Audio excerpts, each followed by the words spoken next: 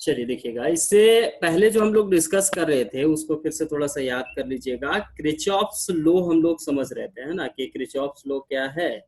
और उसका जो है आपका हम लोग पढ़े कि उसमें दो नियम उन्होंने बताया। क्रिचॉफ जो थे उन्होंने सर्किट का, जो एक सर्किट होता है उसमें अलग अलग ब्रांच में कितना करंट फ्लो करेगा उसको जानने के लिए उन्होंने एक नियम बनाया।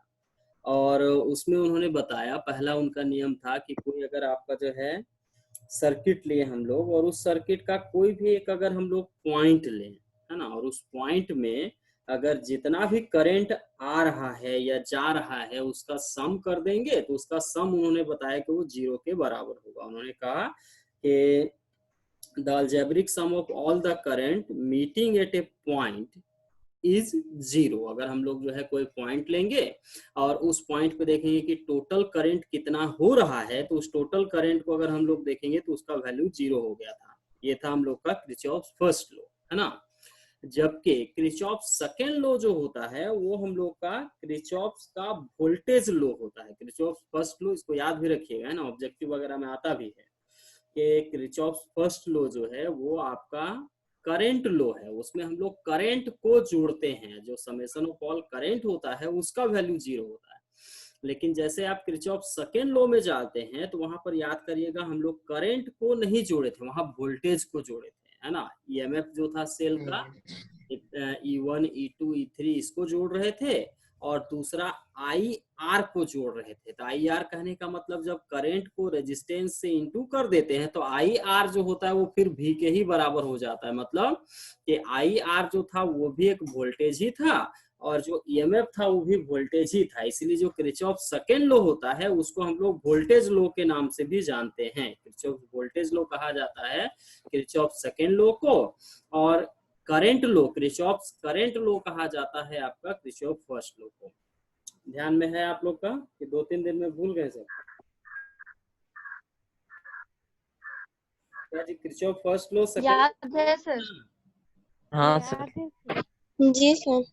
हाँ, थोड़ा ध्यान में रखा। और सर ये तो आगे अगर हम लोग इसी चीज को समझे देखिएगा कि एक होता है कि दोनों में भाई डिफरेंस क्या है। What are the differences between Kirchhoff first law and Kirchhoff second law. जो दो नियम हम लोग पढ़े तो इसमें बेसिक डिफरेंसेस क्या क्या हैं उसको थोड़ा हम लोग अगर समझने का प्रयास करें तो देखिएगा क्या क्या बातें यहाँ निकल के आती है। कह रहा है कि what are the differences between Kirchhoff first law and Kirchhoff second law. दोनों के बीच में हम लोग थोड़ा डिफरेंस जानने का कोशिश करते हैं। तो पहला यहाँ से देखिए कह रहा है हम लोग को कि देखिए पहले तो इस तरह से एक टेबल बना लिए हम लोग, समझ रहे हैं आप लोग कि एक टेबल बना, उस टेबल में आपका जो है एक तरफ क्रिचॉफ फर्स्ट लॉ लिख दीजिएगा, एक तरफ क्रिचॉफ सेकेंड लॉ लिख दीजिएगा। यहाँ कह रहा है कि law based on law of conservation of charge.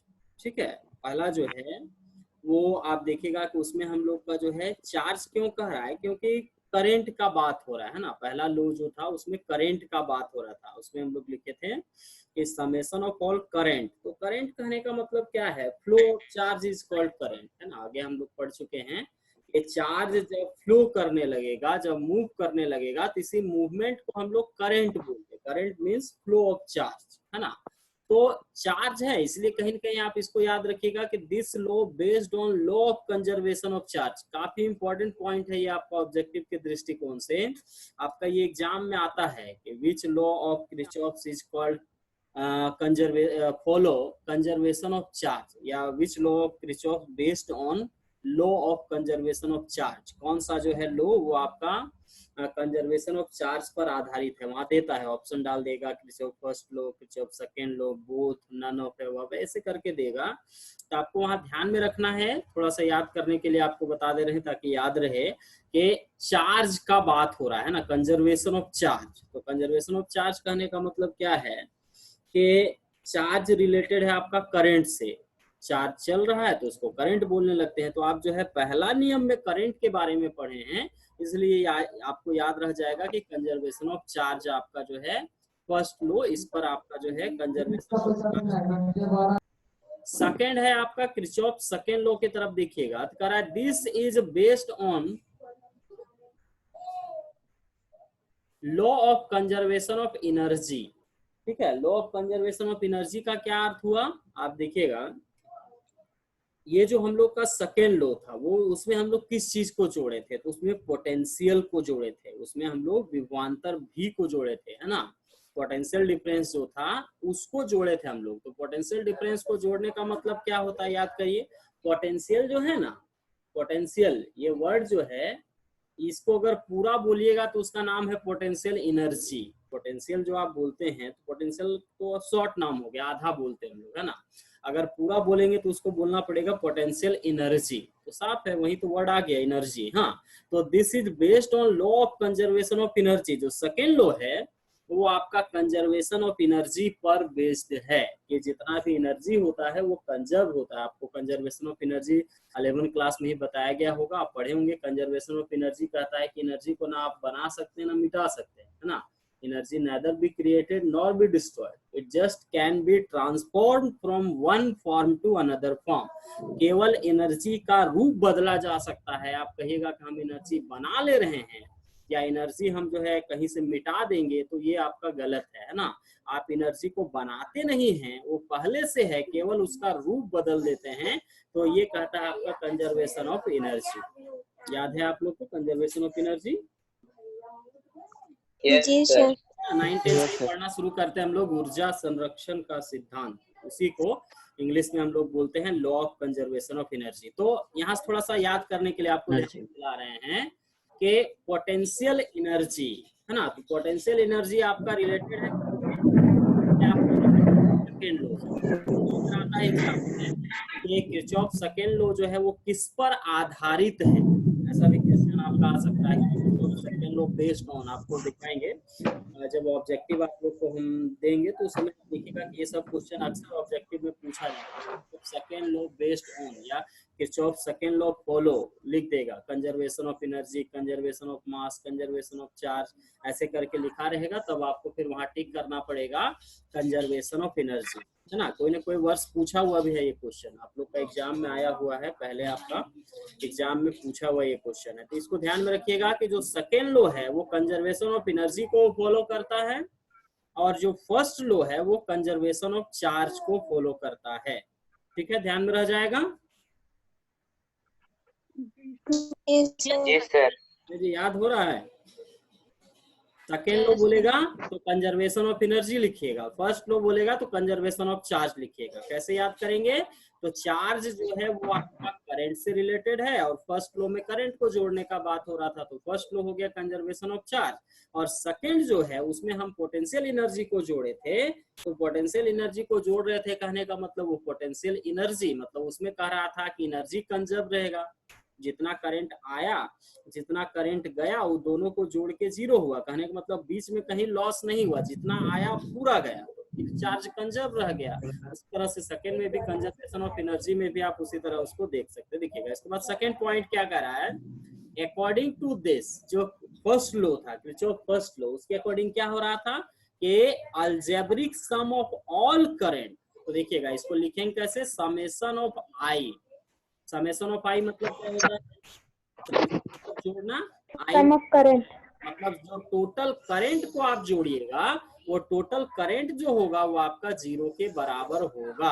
और अकॉर्डिंग टू दिस सेकेंड तरफ मूव करिएगा। हाँ, तो सेकेंड में क्या कर रहा है भाई, समेशन ऑफ ई मतलब ईएमएफ, और समेशन ऑफ आई आर मतलब product of current and resistance. याद करिएगा जब सेकेंड लॉ हम लोग चले थे तो सेकेंड लॉ में हम लोग क्या क्या चीजों को ऐड किए थे, तो एक ऐड किए थे जो बैटरी लगा था, सेल लगा था, उसका ईएमएफ को, तो उसको लिखेंगे कैसे, ये सिग्मा है ना, पहचान रहे होंगे इसको, सिग्मा है ना।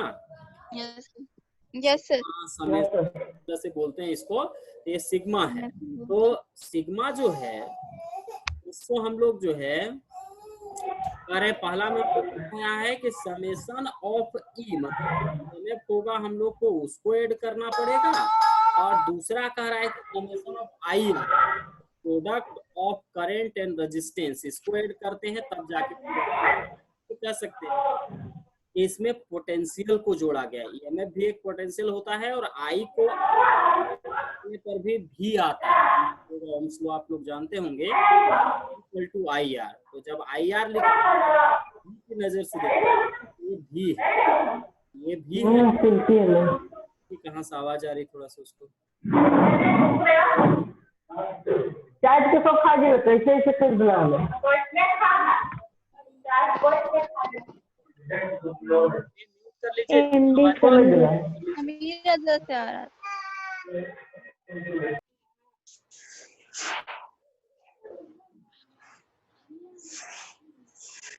ठीक है। यहाँ तक समझ पा रहे हैं कि पहला जो है वो समेशन ऑफ करंट की बात करता है, तो दूसरा में समेशन ऑफ वोल्टेज की बात करता है, इसलिए इसको ऐसे लिखे। हाँ, अगला देखिएगा, अगला पॉइंट हम लोग को क्या कर रहा है, थोड़ा सा इसको अगर हम लोग समझें तो अगला पॉइंट हम लोग को जो है बता रहा है कि this law is used in close and open both circuit. अगर हम लोग जो है इसका बात करेंगे तो जो फर्स्ट लॉ है वो आपका ओपन सर्किट, मतलब जो आपका सर्किट ओपन होगा उस समय भी आपका जो है इसको हम लोग लगा सकते हैं, लेकिन याद करिएगा कि जब हम लोग जो है सेकेंड लो में गए थे तो उस समय हमेशा हम लोग जो सर्किट लेते थे वो क्लोज्ड ही लेते थे। लूप क्लोज को बोलते हैं, लूप में लेते थे, क्लोज लेते थे। क्लोज कैसे लेते थे याद करिए, अगर हम सर्किट चुनते थे तो कैसे चुनते थे, ए बी सी डी, फिर ए में जाके आप मिल जाते थे, जहाँ से स्टार्ट हुआ था फिर वहीं आ जाता वहीं था। पर लास्ट हम लोग का होता था। इसका मतलब क्या हुआ, क्लोज्ड होना जरूरी है। तो सेकेंड लो हमेशा क्लोज सर्किट पर अप्लाई किया जाता है, और फर्स्ट लो जो होता है वो आपका ओपन क्लोज दोनों सर्किट पे वर्क करता है। तो ये आपका बेसिक डिफरेंसेस हो गया कि फर्स्ट लो और सेकेंड लो में अगर हम लोग डिफरेंस देखेंगे ये डिफरेंसेस आपके क्या हो सकते हैं। कुछ क्वेश्चन भी उस दिन हम लोग आधा छोड़े थे, उम्मीद है बनाए होंगे आप लोग। बनाए थे, कुछ क्वेश्चन दिए थे न्यूमेरिकल्स। जी सर, बन गया था। बन गया था ना? क्या जी सब लोग बना पाए थे?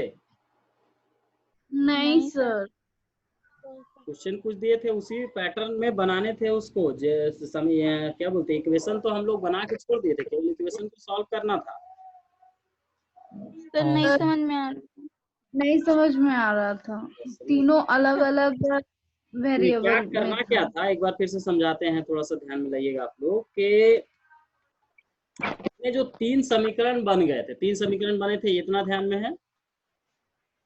Yes sir. तीन समीकरण बने थे, है ना? और तीन समीकरण जो हम लोग का बना था उसमें से आपको क्या करना था कि किसी में I1 था, किसी में I2 था, किसी में I3 था, इस तरह से करके I1 I2 I3 करके कुछ आपका जो है रिजल्ट था। ठीक, तो आपको बोले थे कि कोई एक समीकरण को पकड़िए, कोई एक समीकरण से गए, वहां से I1 निकाल लिए। मान लीजिए वहां I1 + 2I2 बराबर आपका 0 ऐसे लिखा हुआ है, तो वहां से I1 निकल सकता है कि नहीं? I1 निकालेंगे तो कितना हो जाएगा, -2I2 होगा। एक समीकरण से I1 निकाल लेंगे तो उधर आपका जो है I2 के टर्म में चला जाएगा। उसके बाद I1 का वैल्यू आप दूसरा और तीसरा दोनों में रख दीजिएगा। एक जगह से एक कोई भी एक समीकरण से, मान लीजिए फर्स्ट से I1 निकाल लिए, और I1 का जो मान हुआ उसको हम लोग दूसरा और तीसरा दोनों में रख देंगे। हाँ, और दूसरा और तीसरा दोनों में रखने के बाद फिर उनको आपस में सॉल्व करेंगे, एलिमिनेशन, सब्स्टिट्यूशन, कोई भी एक मेथड लगा के उसको सॉल्व करिएगा तो I2 I3 मिल जाएगा, और I2 I3 मिल जाएगा तो फिर I1 भी मिल जाएगा। ऐसे करके बना के देखिएगा ना, बन जाएगा। हाँ, और नहीं तो जो बनाए होंगे थोड़ा ग्रुप में सेंड कर दीजिएगा। हाँ, कौन बनाए हैं?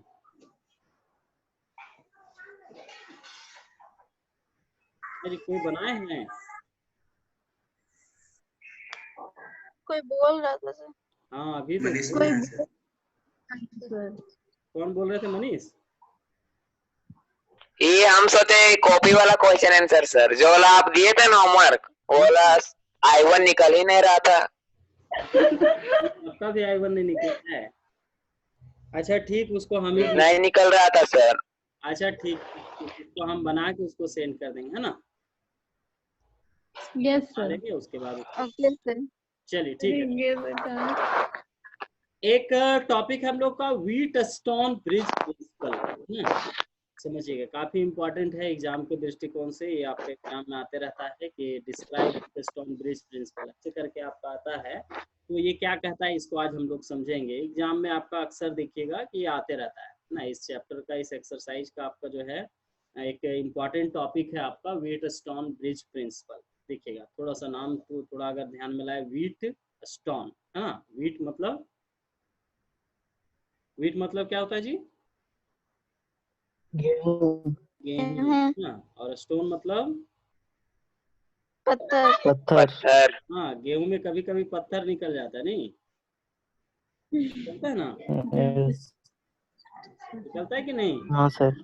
हाँ, तो हाँ इस सर। तरह से जी आपका सर। वीट स्टोन, वीट भी है स्टोन भी है। तो उसके बाद ये जो पूरा मिला के है, ऐसा इसका कोई लेना देना नहीं है ना, गेहूं और चावल से और स्टोन पत्थर से इसको कोई लेना देना नहीं है। वीट स्टोन नाम है, ठीक है। जो साइंटिस्ट जो है इस चीज को पूरा समझाए थे, उनका नाम ही ऐसा ही था, खतरनाक टाइप का, वीट स्टोन, है ना। गेहूं पत्थर सब उनका नाम था, ठीक। तो वीट स्टोन उनका नाम है। उन्होंने एक ब्रिज बनाया। ब्रिज समझते हैं? ब्रिज किसको बोलते हैं? पुल ना, ब्रिज सुना ना, ब्रिज। जी। पुलिया को हम लोग जो है ब्रिज बोलते हैं। तो वीट स्टोन जो थे एक साइंटिस्ट, उन्होंने एक ब्रिज बनाया, है ना। अब कैसा ब्रिज बनाया अभी आगे हम लोग देखेंगे।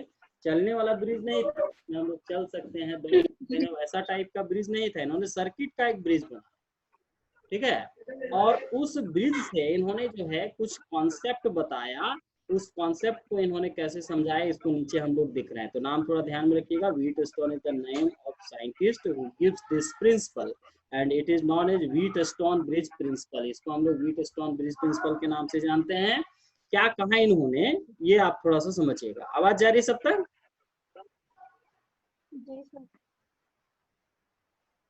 क्या जी, जा रही है आवाज सब तक? जी सर।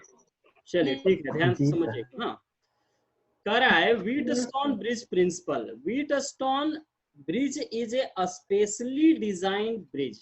क्या बोल रहा है देखिएगा, कि ये एक स्पेशली डिजाइन, एक ऐसा आपका जो है डिजाइन होता है जिसमें आपका 4 रेजिस्टेंसेस होते हैं। क्या कह रहा है, Wheatstone bridge is a specially design bridge which contain 4 resistances. इसमें आपका क्या होता है कि 4 रजिस्टर लगाया जाता है। रेजिस्टेंस समझ रहे हैं, 4 रजिस्टर लगाया जाता है। मान लेते हैं कि उन चारों रजिस्टर का नाम है PQRS। याद होगा, रजिस्टर को हम लोग R अक्षर से डिनोट करते थे, लेकिन यहाँ चूंकि 4 को आ गया, तो यहाँ थोड़ा नाम हम लोग जो है अपने से रख दिए कि PQRS जो है 4 रजिस्टर है।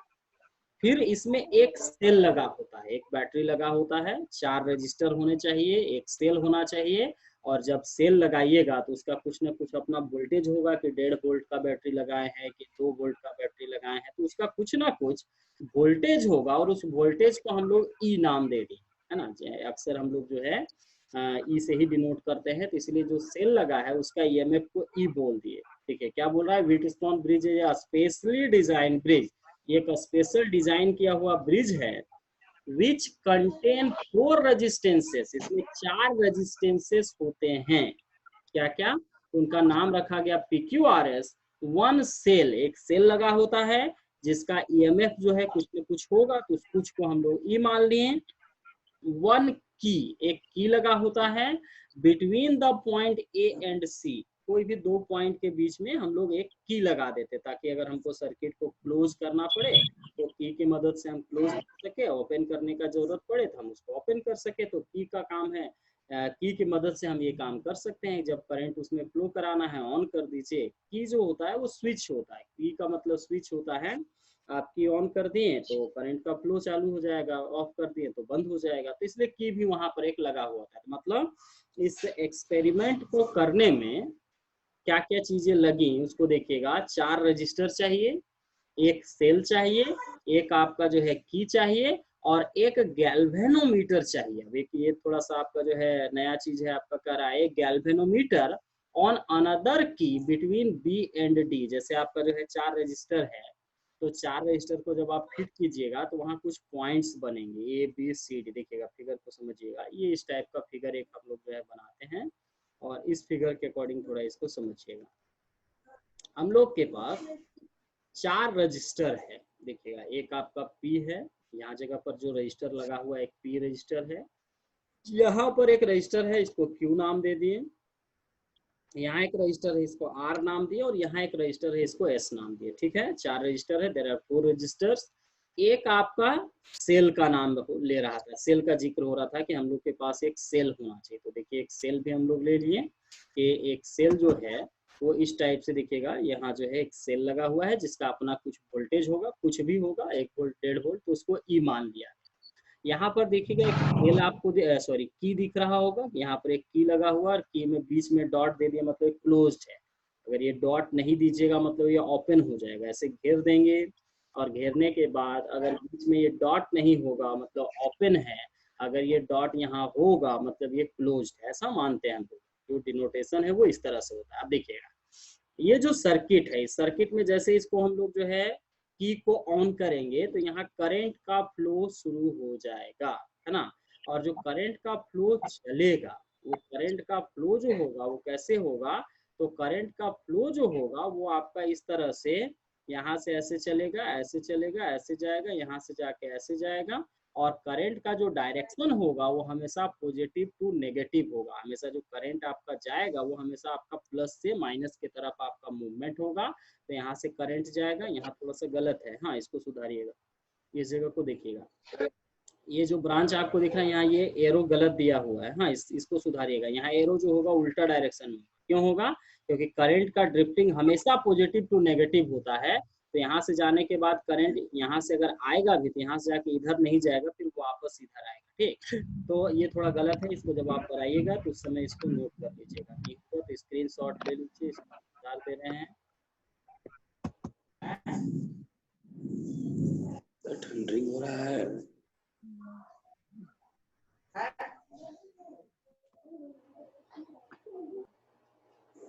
इसका जो डायरेक्शन होगा वो आपका ऐसा होगा, ठीक। करंट का डायरेक्शन हमेशा पॉजिटिव टू नेगेटिव, उसमें कोई शक नहीं है, वो हमेशा पॉजिटिव टू नेगेटिव ही रहेगा। इधर से थोड़ा सा देखिएगा फिगर में, ऐसे इसको जो है हम लोग को बनाना चाहिए था, इधर जाएगा फिर इधर वापस आ जाएगा। देखिएगा एक बार स्क्रीनशॉट लीजिए इसका, फिर गलत बना दीजिएगा, पूरा कॉन्सेप्ट गलत हो जाएगा।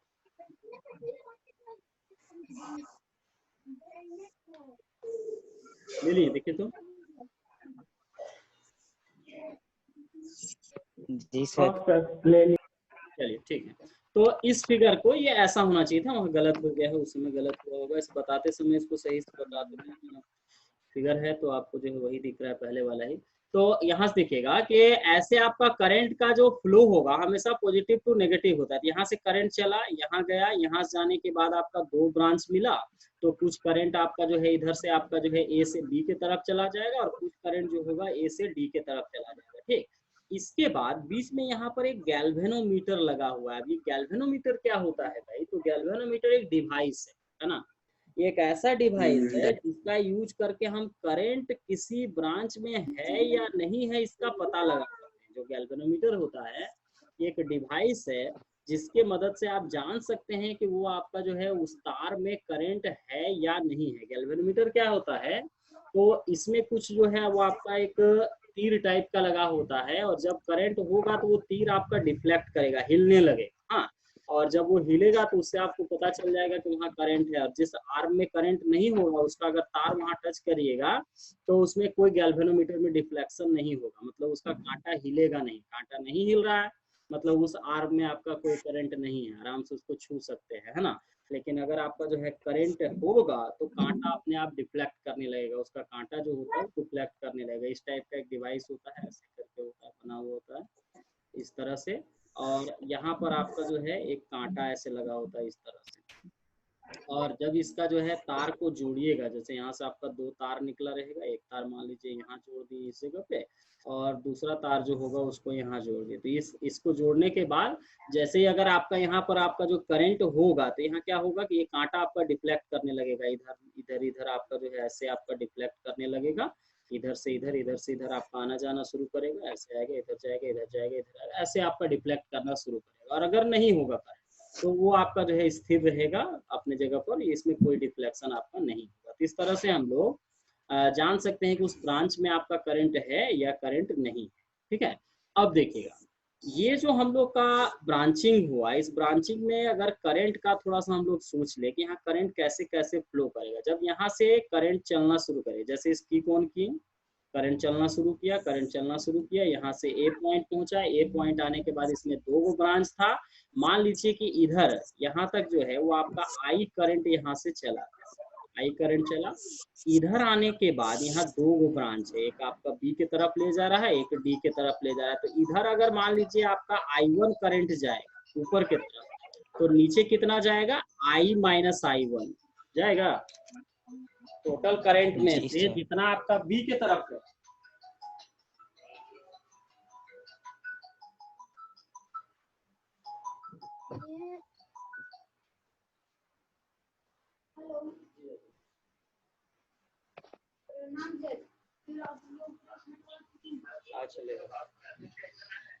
तो थोड़ा समझिएगा यहाँ पे, अगर ऊपर के तरफ I1 करंट जाएगा तो नीचे के तरफ अपने आप I माइनस I1 जाएगा ना। ऊपर के तरफ अगर मान लीजिए टोटल करंट 10 एम्पियर जा रहा था, ऊपर के तरफ 2 एम्पियर गया, तो नीचे कितना जाएगा, 10 माइनस 2 मतलब 8 एम्पियर नीचे जाना चाहिए। तो बस वही कॉन्सेप्ट है, अगर ऊपर के तरफ I1 जाता है तो नीचे के तरफ I माइनस I1 जाएगा।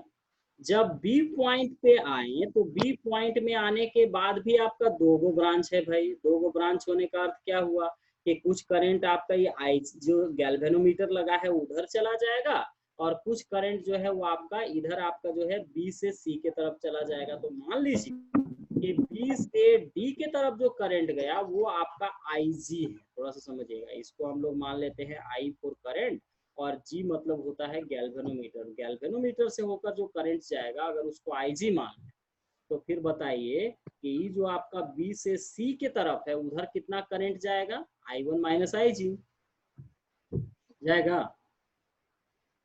जी सर। जी सर।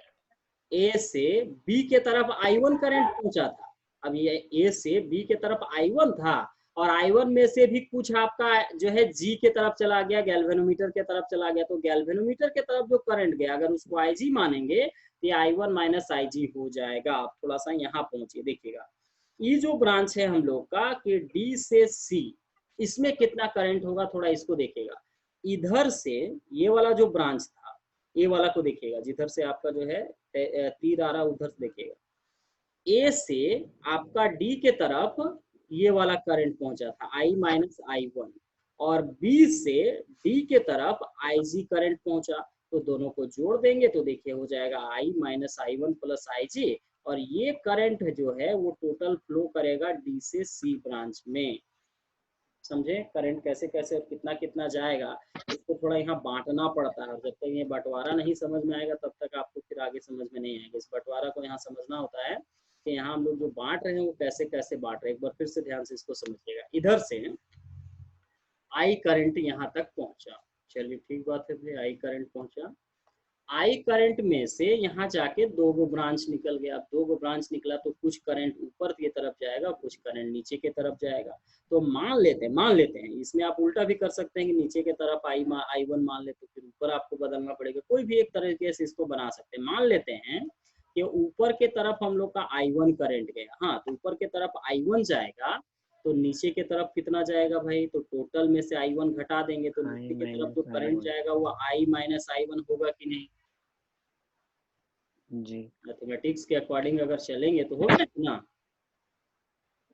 जी सर। हाँ अब हम लोग बी पॉइंट में थोड़ा चले जाएंगे। हाँ ऊपर में देखिएगा बी पॉइंट, तो बी पॉइंट में भी 2 ब्रांच है भाई। तो एक जो है वो बी के तरफ जो आपका जो है बी से सी के तरफ चला जाएगा, और जो दूसरा है वो डी से डी के तरफ चला जाएगा। तो बी से डी के तरफ जितना करंट गया उसको हम फिलहाल मान लेते हैं कि ये जो करंट था वो आपका IG था। हाँ उसको मान लीजिए वो IG है। तो भाई बी से सी के तरफ कितना जाएगा, जितना आया था उसमें से IG घटा दीजिए, तो आया कितना था I1 ही ना आया था। Yes sir. हाँ तो I1 से IG को घटा देंगे तो ये आपका मिल जाएगा कि ये B से C के तरफ कितना करंट जाएगा। अब थोड़ा इसका भी पता चल गया कि AD में कितना करंट है, AB में कितना करंट है, BD में कितना है, BC में कितना है। तो एक बच गया था DC, कि DC में कितना करंट हुआ। तो DC में कितना करंट होगा, कौन कौन तरफ से करंट पहुंचा, एक पहुंचा B से D की तरफ और दूसरा पहुंचा A से D की तरफ। तो दोनों को जोड़ दीजिएगा तो जोड़ने पर ये वाला आ जाएगा I minus I1 plus IG। ठीक है सर यहाँ नीचे भी तो 2 ब्रांच है। हाँ, नीचे कहाँ 2 ब्रांच है? यहाँ डी पे। हाँ सर। अच्छा, नहीं तो डी में तो बी करंट वाला आया है ना सर। करंट आपका इधर से बह रहा है ना, बी से अगर वो आपका जो है डी के तरफ आ रहा है तो फिर डी से आपका बी के तरफ नहीं जाएगा। इसको पाइप की तरह समझिए, थोड़ा समझिएगा इसको, दूसरी तरह समझते हैं।